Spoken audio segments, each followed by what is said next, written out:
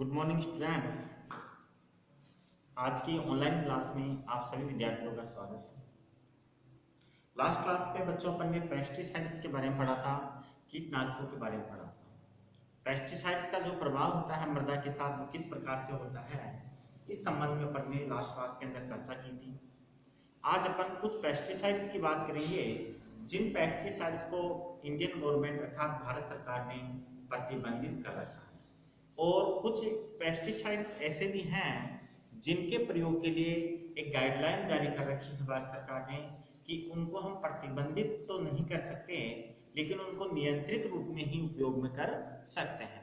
किस किस जगह उनको उपयोग किया जा सकता है और किन जगहों पर उनका उपयोग नहीं किया जा सकता, इस संबंध में एक गाइडलाइन जारी कर रखी है भारत सरकार ने, जिसके आधार पे हम उसका उपयोग कर सकते हैं। तो आज अपन सबसे पहले देखेंगे क्लास में कि भारत सरकार के द्वारा जो प्रतिबंधित कीटनाशी हैं वो कौन से हैं, और नियंत्रित कीटनाशी जो श्रेणी में आते हैं वो कीटनाशी कौन कौन से हैं। तो सबसे पहले अपन बात करते हैं भारत सरकार द्वारा प्रतिबंधित कीटनाशी। प्रतिबंधित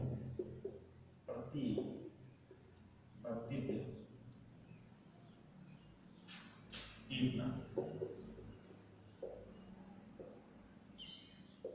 देखो जो प्रतिबंधित कीटनाशी के अंतर्गत वे कीटनाशी शामिल किए गए हैं जो पर्यावरण को अत्यधिक हानि पहुंचाते हैं, जीव जंतुओं को अत्यधिक हानि पहुंचाते हैं, और इसी के साथ आपके फसलों को भी नुकसान पहुंचाते हैं। उसके जेनेटिक जो आनुवांशिक जो फैक्टर होते हैं उनको परिवर्तित कर देते हैं। इस प्रकार के जो कीटनाशी हैं विषाक्त श्रेणी के होते हैं, सामान्यतः ज्यादा टॉक्सिक होते हैं, इसलिए भारत सरकार ने इनको प्रतिबंधित कर रखा है। भारत सरकार द्वारा वर्तमान में प्रतिबंधित किए गए पेस्टिसाइड्स की संख्या 27 है, अर्थात कुल वर्तमान के अंदर 27 पेस्टिसाइड ऐसे हैं जिनको भारत सरकार ने प्रतिबंधित कर रखा है। तो अपन यहाँ नोट कर देते हैं कि वर्तमान में भारत सरकार ने भारत सरकार ने 27 कीटनाशियों को प्रतिबंधित कर रखा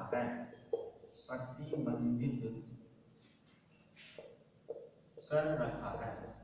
अर्थात 27 कीटनाशी ऐसे हैं जिनको वर्तमान में भारत सरकार ने प्रतिबंधित कर रखा है। इनमें से कुछ जो हैं वो निम्न है, इनमें से कुछ निम्न है।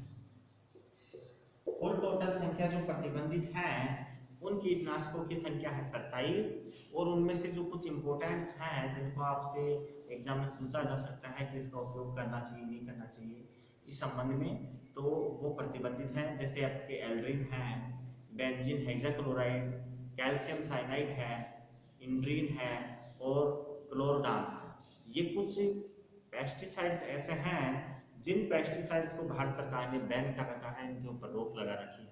सबसे पहले अगर बात करें यहाँ तो एल्ड्रीन है,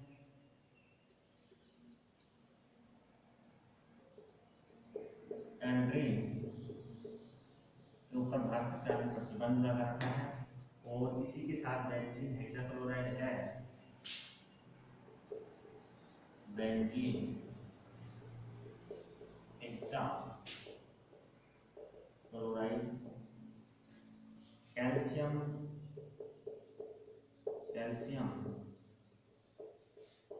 साइनाइड है। कैल्शियम साइनाइड को भी भारत सरकार ने प्रतिबंध की जो पेस्टिसाइड है उस श्रेणी के अंदर ढाल रखा है। इसके अलावा एक इंड्रीन है, और इंड्रीन के अलावा क्लोरोडान भी है। एक है जो आपके क्लोरोडान और एक है इंड्रीन। ये कुछ पेस्टिसाइड्स हैं जिनको भारत सरकार ने क्या कर रखा है, भारत सरकार ने इनको प्रतिबंधित कर रखा है। कृषि कार्यों के अंदर इनका उपयोग नहीं किया जा सकता है। दूसरी श्रेणी के जो पेस्टिसाइड्स हैं उनको अपन बोलते हैं नियंत्रित कीटनाशी। नियंत्रित कीटनाशी वो कीटनाशी होंगे जिन पे सरकार ने नियंत्रण तो कर रखा है, लेकिन इस संबंध में एक गाइडलाइन जारी कर रखी है। नियंत्रित कीटनाशी जो होते हैं वो क्या होते हैं उसके बारे में अपन बात करें तो देखो भारत सरकार ने कुछ कीटनाशी ऐसी हैं जिनके ऊपर पूर्ण रूप से नियंत्रण नहीं लगा रखा है, लेकिन इन कीटनाशकों के प्रयोग के लिए गाइडलाइन जारी कर रखी है कि किन फसलों के अंदर इनका उपयोग करना चाहिए, कितनी मात्रा में करना चाहिए और कौन सी फसलों पेड़ पौधों के ऊपर इनका उपयोग नहीं किया जा सकता है। तो इसको अपन भारत सरकार की गाइडलाइन के अनुसार काम में ले सकते हैं। इन्हें हम नियंत्रित कीटनाशी कह सकते हैं। इनकी एग्जाम्पल्स की यदि हम बात करें तो इनकी कुल संख्या है 13। इनकी कुल संख्या 13 है और इनमें से कुछ जो इम्पोर्टेंट्स हैं उनकी यदि हम बात करें तो डीडीटी आपकी इसी श्रेणी का नियंत्रित कीटनाशी श्रेणी का ही कीटनाशक पेस्टिसाइड्स है। तो अपन यहाँ लिख देते हैं इस श्रेणी के वर्तमान में 13 कीटनाशी वर्तमान के अंदर 13 कीटनाशी इस श्रेणी के अंतर्गत आते हैं जिनका प्रयोग जिनके ऊपर नियंत्रण कर रखा है भारत सरकार ने, प्रयोग उसका निश्चित गाइडलाइन के अंतर्गत ही किया जा सकता है। एग्जाम्पल की यदि हम बात करें तो अभी अपन ने बात की थी डीडीटी जो है वो इसी श्रेणी का कीटनाशी है। इसके अलावा लिंडेन है, मिथाइल ब्रोमाइड है, मिथाइल पैराथियोन है और सोडियम साइनाइड जो है वो इसी श्रेणी के पेस्टिसाइड्स हैं। DDT, lindane, methyl bromide, DDT,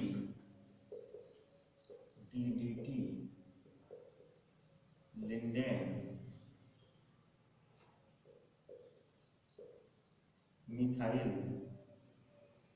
bromide और इसी के साथ है आपके मिथाइल पैराथियोन,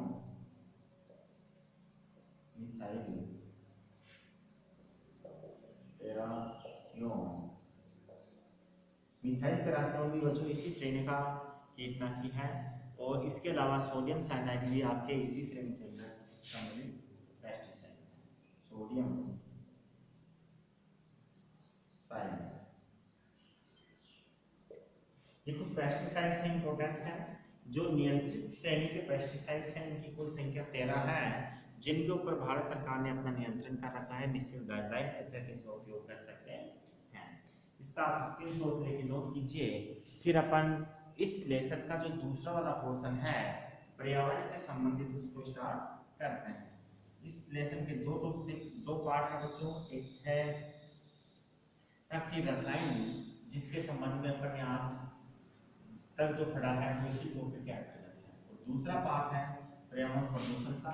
तो अपन आज स्टार्ट करते हैं इसका दूसरा वाला पोर्शन जो पर्यावरण से संबंधित है। तो सबसे पहले अपन हेडिंग डालते हैं आज पर्यावरण के बारे में कि पर्यावरण क्या होता है, उसकी डेफिनेशन क्या होती है। अलग अलग वैज्ञानिकों ने अपने अपने हिसाब से क्या क्या इसकी डेफिनेशन बताई है। सबसे पहले अपन लिखते हैं पर्यावरण।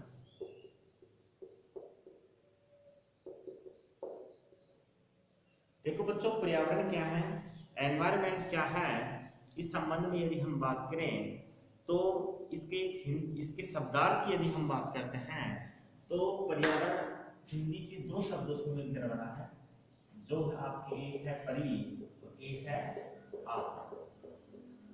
ये हिंदी के दो शब्दों से मिलकर बना है, परि प्लस आवरण। परि का मतलब होता है चारों तरफ और आवरण का मतलब होता है कवच। अर्थात हमारी पृथ्वी पे जीव जंतुओं पे सजीवों पे चारों तरफ जो आवरण उपस्थित है उस आवरण को ही अपन क्या बोलते हैं, पर्यावरण। अर्थात परि का मतलब होता है चारों तरफ और आवरण का मतलब होता है कवच। हमारे चारों तरफ जो कवच है, जो आवरण है, उस आवरण को ही अपन पर्यावरण कहते हैं। यह अर्थ निकल के आता है बच्चों इसका शाब्दिक अर्थ। शब्द के आधार पर इसका जो अर्थ निकलता है वो है हमारे चारों ओर का आवरण। लेकिन यदि हम बात करें इसका वैज्ञानिक भाषा में यदि हम बात करते हैं तो देखो बच्चों हमारे चारों ओर क्या क्या है। हमारे चारों ओर कई प्रकार के भौतिक पदार्थ हैं, कई प्रकार के रासायनिक पदार्थ हैं और कई प्रकार के जैविक पदार्थ हैं। अर्थात हमारे चारों तरफ उपस्थित जो भौतिक, रासायनिक और जैविक पदार्थ हैं वो सभी पर्यावरण कहलाते हैं। हमारी चारों तरफ उपस्थित जो भी घटक हैं, चाहे वो जैविक घटक हो, चाहे भौतिक घटक हो, चाहे ऐसे रासायनिक घटक हो, तीनों ही आपके पर्यावरण की श्रेणी में आते हैं। अर्थात हमारे चारों तरफ उपस्थित जो भौतिक, जैविक और रासायनिक अवयव हैं वो क्या कहलाते हैं? पर्यावरण कहलाते हैं। तो अपन यहाँ एक साधारण परिभाषा इसे नोट कर लेते हैं कि हमारे चारों तरफ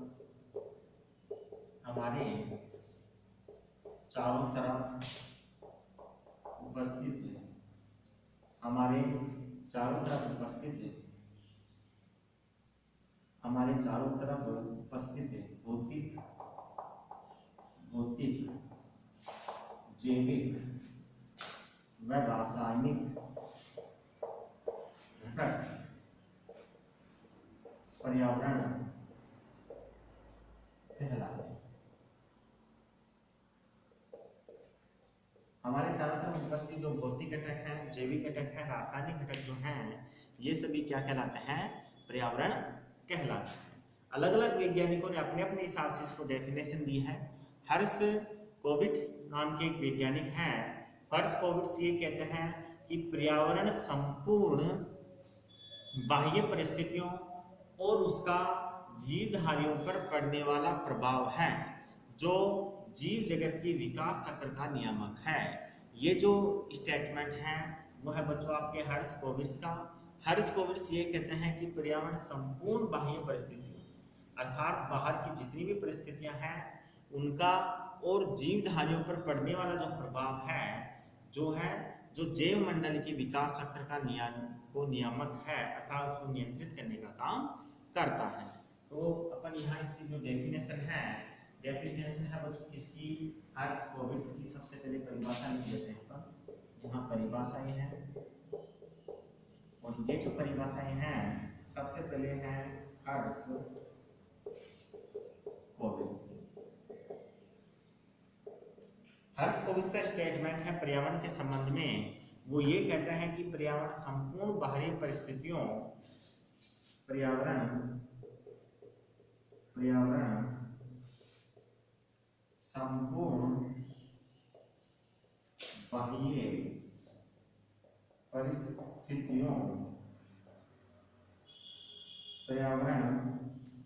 संपूर्ण बाह्य परिस्थितियों और उसका जीवधारियों पर पड़ने वाला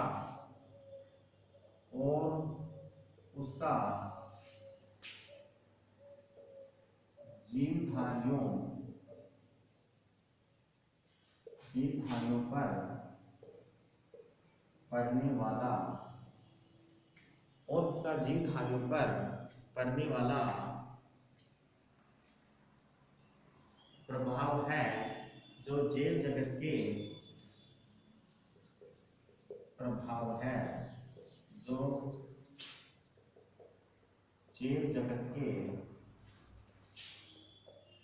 विकास का नियामक है।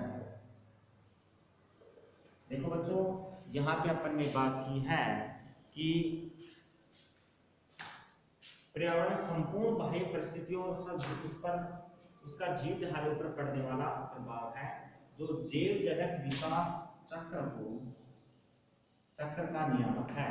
अर्थात जीव जंतु जो हैं उसके विकास का जो चक्र है उस चक्र के ऊपर पड़ने वाला एक प्रभाव है, जिसे अपन क्या बोल सकते हैं? पर्यावरण कह सकते हैं। यहाँ तक आप स्क्रीनशॉट लेके नोट कीजिए, फिर अपन इससे आगे स्टार्ट करते हैं।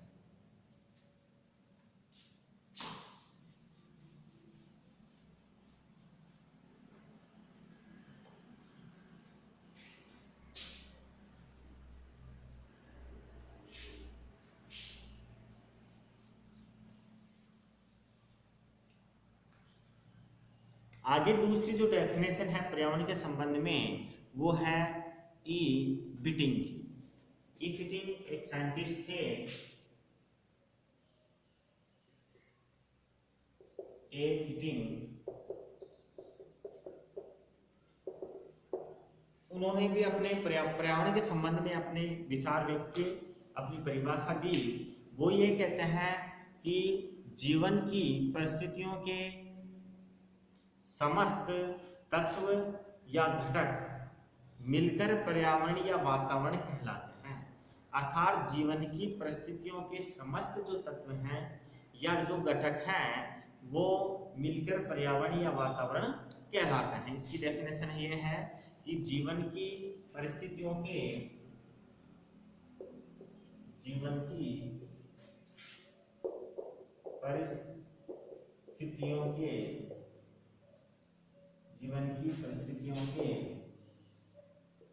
समस्त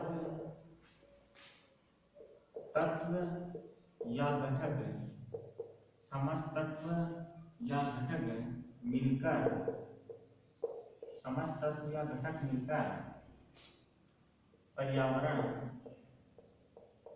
या वातावरण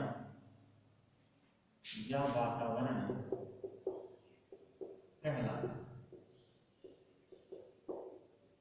इनकी परिभाषा ये कहती है कि जीवन की परिस्थितियों के अर्थात जीवन जहां संभव है उस जीवन की जितनी भी परिस्थितियां हैं उन परिस्थितियों के जो भी घटक हैं या जो भी अवयव हैं ये घटक और अवयव आपस में सम्मिलित होकर पर्यावरण का क्या करते हैं, निर्माण करते हैं, जिसे पर्यावरण कहते हैं या फिर इसको वातावरण भी कह सकते हैं। एक टांसले नामक वैज्ञानिक थे, उन्होंने भी अपने विचार इस संबंध में रखे थे। उन्होंने ये कहा था कि प्रभावकारी दशाओं का संपूर्ण योग जिसमें जीव रहते हैं पर्यावरण है।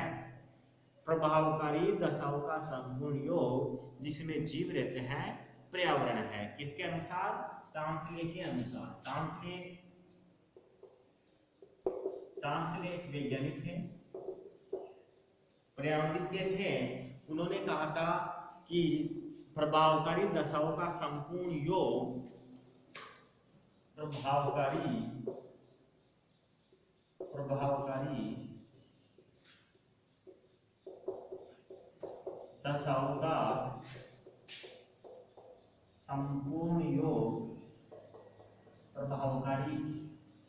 दशाओं का संपूर्ण योग जिसमें जीव सम्मिलित है या जीव रहते हैं, जिसमें जीव रहते हैं पर्यावरण कहलाता है। देखो बच्चों, प्रभावकारी दशाओं का संपूर्ण योग जिसके अंदर जीव रहते हैं पर्यावरण कहलाता है। जितनी भी प्रभावकारी आपके दशाएं हैं, जितना भी आसपास का वातावरण है, उन सभी दशाओं का जो योग होता है उस योग को अपन टांसले के अनुसार पर्यावरण कहते हैं। ये पर्यावरण की जो कुछ परिभाषाएं थी वो हो चुकी हैं। आगे अपन देखते हैं पर्यावरण प्रदूषण के बारे में। अगला अपना जो टॉपिक है वो है बच्चों पर्यावरण प्रदूषण।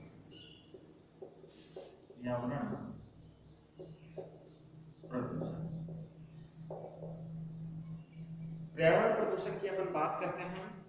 जैसा कि आप पढ़ते आ रहे हैं, 12th क्लास में आ चुके हैं, अभी तक आपने जितनी भी क्लासें पढ़ी हैं वहाँ हर क्लास के अंदर लगभग पर्यावरण के बारे में कुछ न कुछ आता था, और भी नहीं तो हिंदी के अंदर एक निबंध ही आता था पर्यावरण प्रदूषण या पर्यावरण क्या होता है।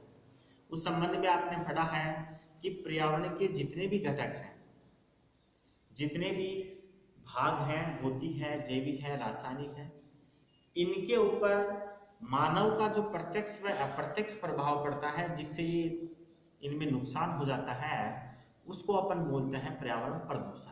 अर्थात हम सीधे शब्दों में कहें तो मानव के द्वारा प्रत्यक्ष व अप्रत्यक्ष रूप से पर्यावरण के भौतिक, जैविक या रासायनिक जो घटक हैं उनमें होने वाला जो परिवर्तन है, अवांछनीय परिवर्तन है, उसे ही अपन पर्यावरण प्रदूषण कहते हैं। तो इसकी जो डेफिनेशन होगी पर्यावरण प्रदूषण की बच्चों वो ये होगी कि मानव के द्वारा प्रत्यक्ष व अप्रत्यक्ष रूप से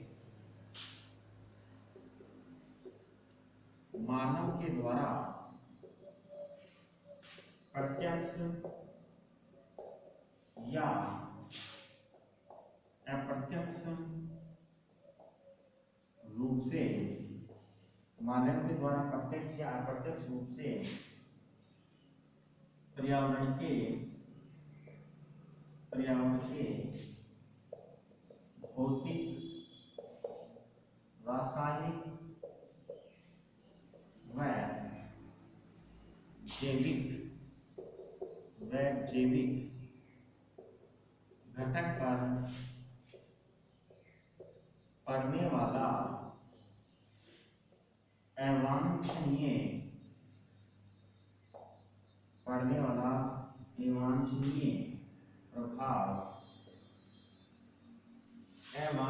प्रभाव पर्यावरण प्रदूषण कहलाता है। देखो बच्चों, ध्यान रखना है कि मानव क्या कुछ व्यवहार होते हैं जो प्रत्यक्ष होते हैं, कुछ अप्रत्यक्ष होते हैं। प्रत्यक्ष व अप्रत्यक्ष व्यवहार के परिणाम स्वरूप जो प्रभाव पड़ता है पर्यावरण के विभिन्न घटकों के ऊपर, जो अवांछनीय होता है, हानिकारक होता है, उस प्रभाव को ही पर्यावरण प्रदूषण कहते हैं। जैसे यदि हम सीधे शब्दों में बात करें तो जल, वायु, मृदा आदि में अवांछनीय जो परिवर्तन हो जाता है, जिससे मनुष्य को, जीव जंतुओं को हानि होती है, नुकसान होता है, उसे ही अपन क्या बोलते हैं, पर्यावरण प्रदूषण बोलते हैं। तो यहाँ पर लिख सकते हैं अर्थात जल, वायु, मृदा आदि में होने वाला अवांछनीय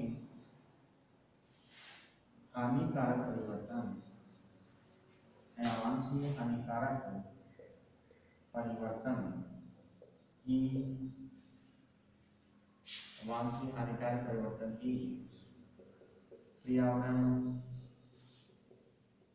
प्रदूषण कहलाता है। देखो बच्चों, हानिकारक जो परिवर्तन होता है, इसमें मृदा, जल, वायु आदि में जो अवांछनीय परिवर्तन होता है, जो हानिकारक होता है, उसे अपन बोल सकते हैं पर्यावरण प्रदूषण। तो यहाँ अपन ने पर्यावरण प्रदूषण के संबंध में बात की है, जिसे आप स्क्रीनशॉट लेके नोट कर सकते हैं।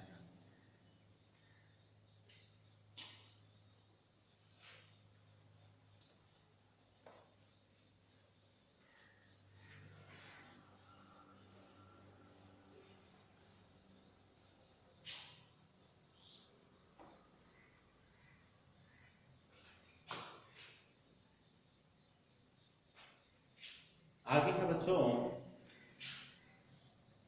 अगला जो अपना टॉपिक है वो है पर्यावरण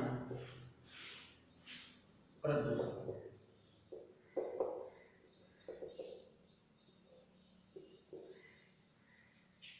देखो बच्चों, पर्यावरण प्रदूषण अभी आपने देखा, अब हम देखते हैं पर्यावरण प्रदूषण। प्रदूषक किसे कहेंगे? प्रदूषक वे पदार्थ होंगे जिसके कारण प्रदूषण होता है। प्रदूषक क्या होंगे? वे अवांछनीय पदार्थ होंगे जिसके कारण प्रदूषण होता है, प्रदूषक कहलाएंगे। ये कुछ भी हो सकता है, ये आपके जल हो सकता है, द्रव हो सकता है, ठोस हो सकता है, लिक्विड हो सकता है आपके, या आपके अवांछनीय पदार्थ हो सकते हैं, और नहीं तो आपके जीव जंतु जो होते हैं, मृत जीव जंतु, उनके अवशेष जो होते हैं, वो भी पर्यावरण प्रदूषण की श्रेणी में आते हैं। तो प्रदूषक वे पदार्थ होते हैं जिनके कारण प्रदूषण होता है, अर्थात पर्यावरण प्रदूषक अपन उसे बोलेंगे जिन पदार्थों के कारण पर्यावरण का प्रदूषण होता है, उन्हें हम प्रदूषक कहते हैं। वे पदार्थ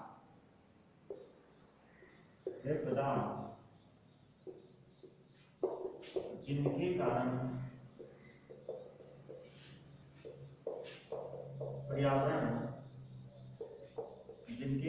पर्यावरण प्रदूषण होता है, वे पदार्थ जिनके कारण पर्यावरण प्रदूषण होता है, पर्यावरण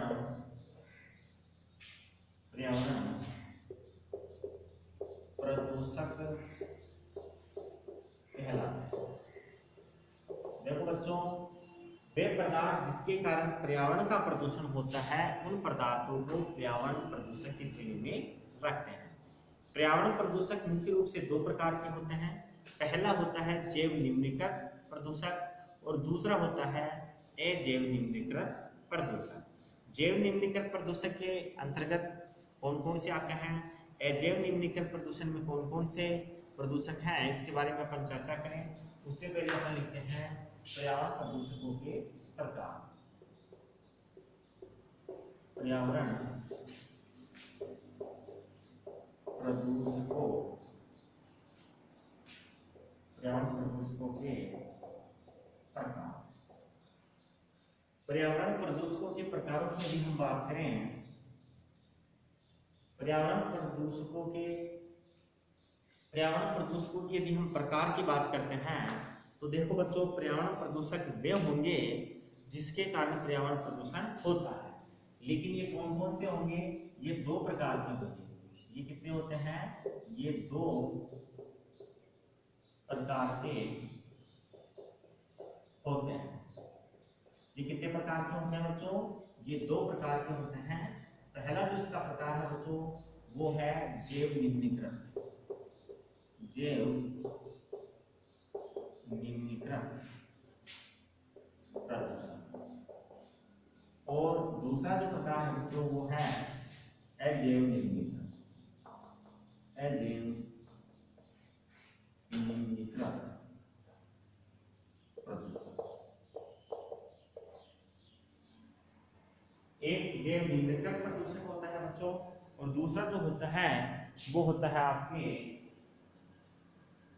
अजैव निम्नीकृत प्रदूषक। सबसे पहले अपन बात करते हैं जैव निम्नीकृत प्रदूषक की। तो जैव निम्नीकृत प्रदूषक बच्चों क्या होगा, उसकी यदि हम बात करें तो ये प्रदूषक अपघट्य प्रकृति के होते हैं, अर्थात इनका अपघटन हो जाता है प्रकृति के अंदर। जैविक घटक जो होते हैं वो अपघट्य प्रकृति के होते हैं, इनका कुछ समय के बाद प्रकृति में अपघटन हो जाता है, लेकिन प्रारंभिक रूप में जब ये पाए जाते हैं तो ये पर्यावरण प्रदूषण का कारक बन जाते हैं। लेकिन कुछ समय के बाद ये धीरे धीरे नष्ट होकर पर्यावरण प्रदूषण कम करते हैं। जैसे बच्चों आपके फल सब्जियों के छिलके होते हैं, जीव जंतुओं के मृत अवशेष होते हैं, या फिर जो अपशिष्ट पदार्थ होते हैं जिसके अंदर जीवों से वो उत्पन्न अन्न, जैसे मलमूत्र है, पशुओं से उत्पन्न मलमूत्र है, पेड़ पौधों की पत्तियां हैं, फल हैं, सब्जियों के पत्ते हैं, छिलके हैं, ये जो होते हैं बच्चों ये प्रदूषक होते हैं, लेकिन ये जैव निम्नीकृत होते हैं। इनके अपघटन की जब प्रक्रिया होती है तो भी पर्यावरण प्रदूषण होता है, क्योंकि उस दौरान भी कई प्रकार के विषाक्त पदार्थ उत्पन्न हो जाते हैं जो जल, वायु और मृदा को प्रदूषित करते हैं। लेकिन ये जैव निम्नीकृत श्रेणी के होते हैं, कुछ समय बाद ये नष्ट हो जाते हैं और फिर प्रदूषण करने की प्रक्रिया इनकी धीमी हो जाती है। तो यहाँ पर लिखते हैं ये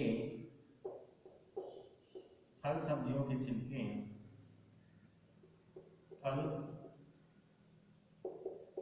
सब्जियों के छिलके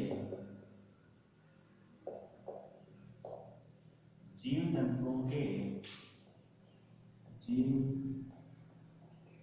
जंतुओं का मलमूत्र या मृत जीव हो सकते हैं। ये बच्चों ध्यान रखना, ये फल सब्जियों के छिलके हो सकते हैं, जीव जंतुओं का मलमूत्र या मृत जीव हो सकते हैं, जिनके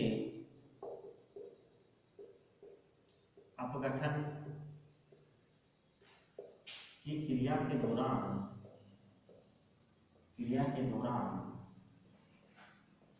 उत्पन्न पदार्थ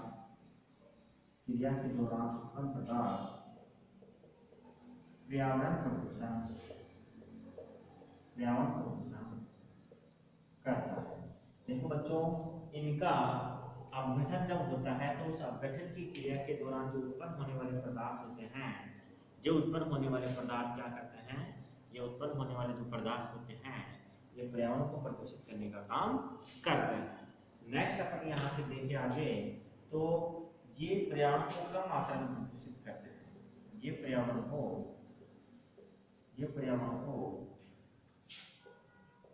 कम मात्रा में प्रदूषित करते हैं। ध्यान रखने की बात है बच्चों कि तुलनात्मक रूप से जो आपके जैव अनिम्नीकृत पदार्थ हैं उनकी तुलना में ये कम मात्रा में अपघटित पर्यावरण प्रदूषित करता है। दूसरा जो प्रकार है बच्चों वो है अजैव निम्नीकरण प्रदूषक। अजैव निम्नीकरण प्रदूषकों की अगर हम बात करें तो बच्चों ये प्लास्टिक हो सकते हैं, धातु के टुकड़े हो सकते हैं, विभिन्न कृषि रसायन जैसे पेस्टिसाइड्स हैं, रासायनिक उर्वरक हैं, ये हो सकते हैं जो मृदा को, जल को और वायु को प्रदूषित करने का काम करते हैं। इनका अपघटन आसानी से नहीं होता है, ये काफी लंबे समय तक मृदा के अंदर पड़े रहते हैं, जिसके कारण मृदा लंबे समय तक प्रदूषित होती है। जलाने पर ये वायु को प्रदूषित कर देते हैं और पानी में बहकर ये जल को भी प्रदूषित कर देते हैं। तो इसमें हम लिखते हैं इनका अपघटन नहीं होता है, इनका अपघटन नहीं होता या होता है तो पर्यावरण को प्रदूषण करता है। पहली बात तो इनका होता नहीं है, अगर हो भी जाता है तो ये पर्यावरण को प्रदूषित करता है। जैसे एग्जाम्पल की बात करें तो प्लास्टिक, धातुओं के टुकड़े और कृषि रसायन के अंतर्गत आते हैं रासायनिक उर्वरक व पेस्टिसाइड। ये जो बच्चों हैं आपके ये पर्यावरण को प्रदूषित करने वाले अजैव निम्नीकरण प्रदूषकों की श्रेणी में आते हैं। तो यहाँ अपन ने चर्चा की है पर्यावरण प्रदूषकों के प्रकार की दो प्रकार है, एक जैव निम्नीकरण है और एक अजैव निम्नीकरण। इसका स्क्रीनशॉट लीजिए। इसके बाद अपन नेक्स्ट क्लास के अंदर आगे का डिस्कस करेंगे। आज की क्लास यहीं तक रहेगी। थैंक यू, धन्यवाद।